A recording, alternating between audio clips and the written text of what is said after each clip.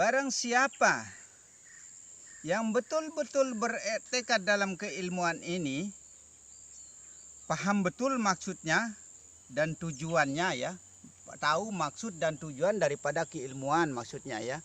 Barang siapa yang betul-betul paham, bertekad dalam keilmuan ini ya, tidak pernah lepas dan lupa ya. Tidak pernah lepas dan lupa kepada Allah Subhanahu wa taala maksudnya ya.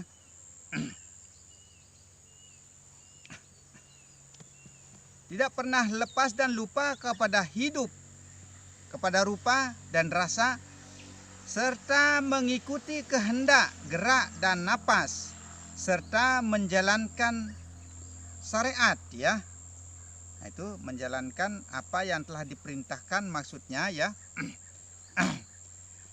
Insya Allah dialah manusia yang sempurna. Maka kalau mau menjadi manusia-manusia yang sempurna ya, insan kamil mukammal ya, orang yang tidak melepaskan dari titik syariat, tarekat, hakikat dan kemakrifatan kepada Allah Subhanahu wa taala. Sebenarnya seperti cara Sayyidina Ali, Abu Bakar, Umar, Utsman dan berikut Rasulullah sallallahu alaihi wasallam. Nah, itu sebenarnya maksud perkataan saya di sini ya, bukan salah satunya saja yang harus dijalankan, bukan marifat saja yang harus dijalankan, bukan syariat saja yang harus dijalankan. Seperti itu maksudnya perkataan di sini ya. Wal jasadu baitur roh, wal rohu baitul ana. Nah, itu di dalam jasad tempatnya roh, di dalam roh tempatnya Allah. Sebenarnya bersemayam di dalam diri menjadi satu ya, menjadi tunggal, menjadi ahad, esa dan esa di dalam diri maksudnya begitu. Di dalam jasad tempatnya roh ya. Nah itu di dalam roh tempatnya aku, ini kata Allah ya. Wahai kekasihku, perhatikan soal rasa. Nah yang perlu kita perhatikan pertama-tama itu adalah soal rasa, masalah rasa ya. Rasa itu tidak berupa, di dalam rupa tempatnya rasa. Rupa dan rasa menjadi tunggal di dalam hidup. Nah itu jadi satu di dalam hidup sebenarnya. Nah itu zat itu adalah rupa atau wujud di dalam zat tempatnya rasa. Nah di dalam zat itu tempatnya rahasia. Rahasia siapa? Rahasia Allah, rahasia Rasulullah, yaitu rasanya Allah. Itulah yang disebut Rasul. Sebenarnya Rasul itu adalah rahasia, rahasia itu adalah rasa sebenarnya. Manusia itu berupa-rupa ya, berwujud-wujud manusia, bahkan beribu-ribu berjuta-juta wujud ya. Tetap satu, jadikan satu, jadikan tunggal wujud. Nah itu wujud tunggal tuh jadinya semua begitu. Begitu juga yang ada pada alam ini ya, harus menjadi satu hidup begitu. Tapi tetap tunggal menjadi satu rupa. Nah, itu semua itu ya. Manusia berasa-rasa tapi tetap tunggal menjadi satu rasa. Jadikan satu rasa itu ya. Nah itu begitu caranya. Di alam ini penuh dengan kehidupan, tapi tetap tunggalkan dalam satu hidup. Nah itu tetap jadikan satu di dalam satu hidup. Hidup yang mengelola pada diri. Biarlah hidup yang memperjelas semua ya. Biarlah hidup yang mengelola, yang mengatur semua maksudnya ya. Yang perlu kita pikirkan sekarang ya, bagaimana caranya kita supaya berjumpa dengan pemilik hidup. Ini yang perlu kita pikirkan, supaya kita pikirkan ya, bagaimana caranya kita supaya bisa berjumpa dengan pemiliknya hidup. Jangan cuma nama saja yang kita kenal. Nah kalau cuma nama yang kita kenal, jadinya tidak jelas yang kita sembah seperti itu. Sebagai bukti nyata, kita selalu mengatakan Ka'baitullah, Ka'bah itu adalah rumahnya Allah. Kita selalu mengatakan demikian. Akan tetapi berapa banyak orang yang pergi ke Mekah ya, tidak ada ceritanya yang pernah berjumpa dengan pemiliknya rumah. Nah itu. Begitu juga di masjid. Kita mengatakan di masjid itu adalah rumahnya Allah. Nah itu, kalau masjid yang jelek berarti jelek rumahnya Allah. Saya pernah sholat di Arsu sana ya, di Arsu sana. Ternyata jelek sekali masjidnya, bukan menghina, sedang dibangun ya, sedang dibangun yang lainnya. Masih masjidnya lama maksudnya ya, bukan kita menghina ya. Nah, itu berarti jelek jadinya rumah Allah kalau begitu. Masya Allah diciptakan rumah seoleh manusia, sedangkan tahta dan kerajaannya Allah itu luas seperti dunia langit ini, berikut alam yang lebih luas di dalam diri manusia. Masa masjid dikatakan rumah Allah? Jangan sampai kita keliru maksudnya.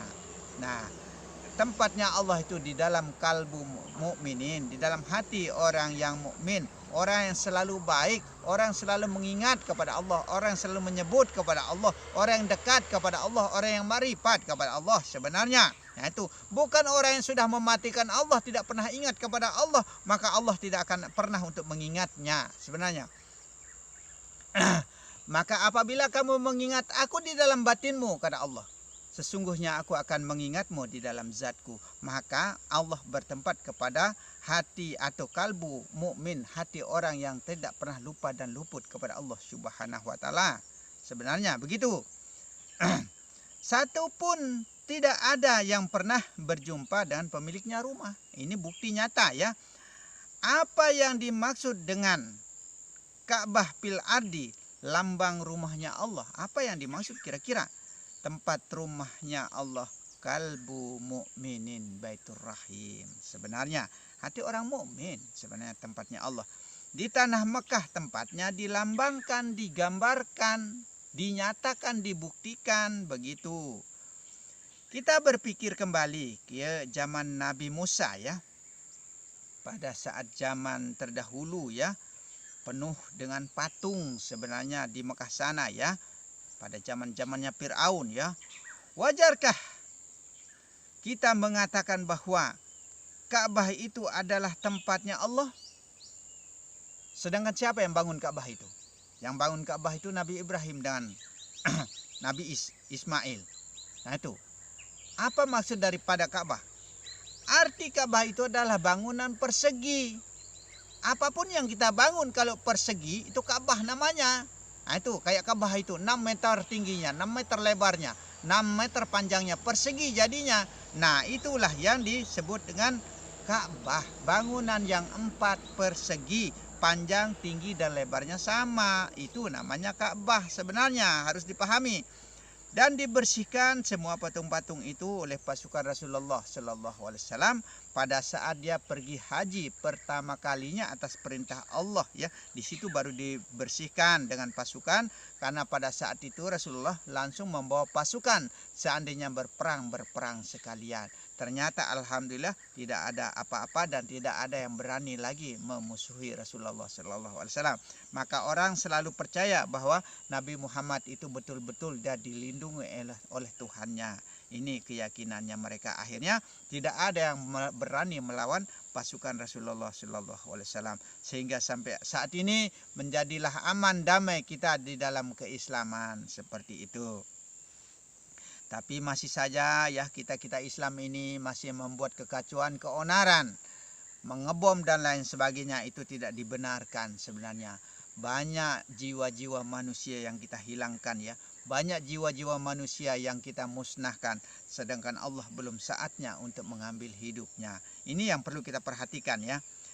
Tentu sekali lambang itu semua ada pada raga manusia ya. Ada pada raga manusia lambang-lambang itu semua sebenarnya.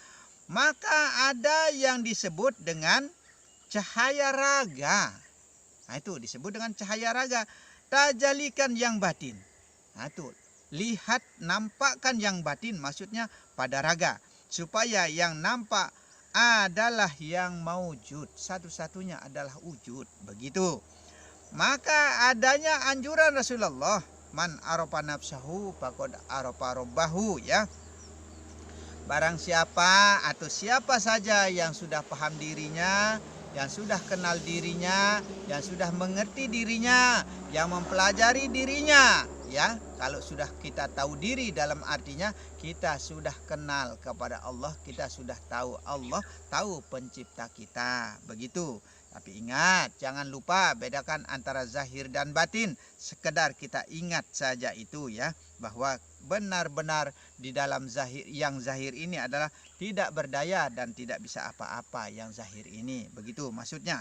Marilah kita sama-sama mengingat kepada Yang Maha Pemberi pengingat-ingat ya. Jika kita mengingat menggunakan pengingat ya, tidak bisa sebenarnya.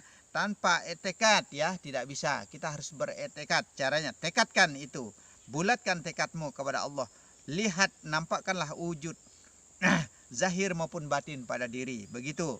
Sekalipun kita selalu menyebut nama Allah ya, selalu kita menyebut nama Allah. Kalau kita tidak paham diri, kalau kita tidak kenal diri, kalau kita tidak mengerti diri, itulah yang menjadikan kita tidak pernah tergolong sebagai orang-orang yang beriman. Sehingga dikatakan, sampaikan kepada seluruh umatku, di dalam 60.000 umatku belum satu yang mati dalam keadaan beriman. Nah, jangan sampai seperti itu jadinya. Allah itu adalah raja keadilan, raja manusia yang bertahta di dalam kalbu ya. Bertahta di dalam kalbu, ada kerajaan di dalam diri ini sebenarnya. Kerajaannya Allah. Kalau ada kerajaan berarti ada perkantoran, ada segala macamnya lengkap berarti di dalam diri ini. Nah itu, tapi kok kita tidak merasa berat membawanya? Karena Allah sudah mengatur diri. Allah sudah memelihara diri. Karena Allah itu sudah segala-galanya. Itulah kebesaran Allah yang merupakan rahasia pada diri. Nah itu, bukan kita mencari kebesaran Allah itu pada langit yang tertinggi sana. Begitu. Pandanglah kepada diri, maksudnya di dalam sagir, di alam sagir maksudnya ya, yang lebih luas daripada alam nyata atau alam kabir. Nah ingat bahwa di dalam diri ini adalah lebih luas alamnya daripada dunia ini sebenarnya. Yang menjadi penentu pada diri adalah batin sebenarnya yang menentukan ya. Bukalah basiroh kita, bukalah pandangan hati kita, ainul yakin kita, supaya betul-betul kita berkeyakinan kepada Allah Subhanahu wa taala, sampai kita menampakkan Allah, melihat Allah, nyatakan Allah pada diri. Begitu. Jangan pikiran kita bercabang-cabang ya. Harus tekad dan nekat dalam ilmu dan ibadah. Begitu. Ibadah tanpa paham ilmu itu sia-sia ya. Sabda Sayyidina Ali ya. Aku tidak menyembah Tuhanku jika aku tiada mengenal dia atau melihat dia. Nah, itu Sayyidina Ali tidak mau menyembah kepada Allah jika ia tidak mengenal atau tidak melihat Allah. Nah itu, kita juga harus ikut seperti itu. Maka nyatakan Allah pada diri. Nah itu. Jika kita menyembah kepada Allah, tapi cuma nama kita, cuma nama ya, cuma nama yang kita kenal, sama saja kita menyembah berhala. Sebenarnya tidak jelas yang kita sembah kalau cuma nama. Nah, tidak jelas yang kita sembah jadinya. Karena yang kalau disebut satu persatu apa yang ada pada diri ini, dia bernama-nama, itulah asma. Kalau kita sebut satu persatu apa yang ada pada luar diri kita ini, pepohonan, binatang, apa segala macam, ia akan menjadi bernama-nama. Allah itu tidak bisa ditunjuk ya. Kalau ditunjuk di kepala, kepala namanya. Kalau ditunjuk di dada, dada namanya. Kalau ditunjuk di bagian punggung, punggung namanya. Dimanapun kita tunjuk, sekalipun di luar diri kita tunjuk, itu ada namanya tersendiri. Maka Allah itu tidak bisa ditunjuk, tidak bisa dipegang, dan tidak bisa diraba. Itulah hidupmu, itulah rasamu, dan itulah wujudmu. Wujud yang tiada tiada duanya, yaitu wujud Allah, wujud rupa zat sebenarnya. Sembah di dalam keagaiban ya, di dalam gaib itu maksudnya adalah sembah yang tiada berkeputusan. Walau sehembus napas atau walau sekedip mata. Itu walau sehembus napas, walau sekedip mata. Itu disebut dengan solat doim atau solat doimun. Daimun, ada yang bilang daimun juga ya. Semua kitab itu disindir ya, termasuk lambang-lambang itu juga sindiran. sindiran lambang-lambang Mekah Ka'bah itu sebenarnya sindiran juga ya. Cuma digambarkan di Mekah tempatnya begitu. Kita tidak pernah membaca pada diri. Kita itu tidak pernah melihat diri. Semut di seberang lautan selalu nampak di hadapan kita, tapi gajah di pelupuk mata tidak pernah terlihat jelas kepada kita. Akan tetapi cahaya terang benderang pada diri tidak pernah mampu kita ikro pada diri. Nah itu terang sebenarnya, jelas sebenarnya Allah itu ya pada diri, tapi kita tidak pernah bisa melihatnya. Kemana saja kita menghadapkan wajah ya, di sanalah wajah Allah. Ke timur, barat, utara, selatan ya, kemanapun ya, disitulah wajah Allah. Kata Rasulullah, tiada aku lihat segala sesuatu melainkan semua itu adalah dibarengi oleh Allah. Maka disitulah ada hidup sebenarnya. Maka pandanglah hidupnya, jangan pandang wujudnya dalam tumbuhan, dalam binatang dan lain sebagainya, wujud zahirnya maksudnya ya, kecuali kalau wujud batinnya, karena ada rupa luar dan ada rupa dalam. Seperti contoh kita berkaca ya, kita berkaca ada rupa dalam, bagaimana cara dalam begitu cara luar, bagaimana cara luar begitu cara dalam, seperti itulah. Jangan kita memandang yang zahir ya, jangan pandang yang luarnya. Jika kita betul-betul mengenal kepada Allah, tidak akan diberikan kesusahan ya, sekalipun susah di dunia, tapi di akhirat akan diberikan kebahagiaan ya. Susah dengan bukan senang itu bukan dengan materi ya, kebahagiaan batin sebenarnya ya. Janji Allah, aku tidak akan ingkar janji. Surga yang aku janjikan tetap aku berikan.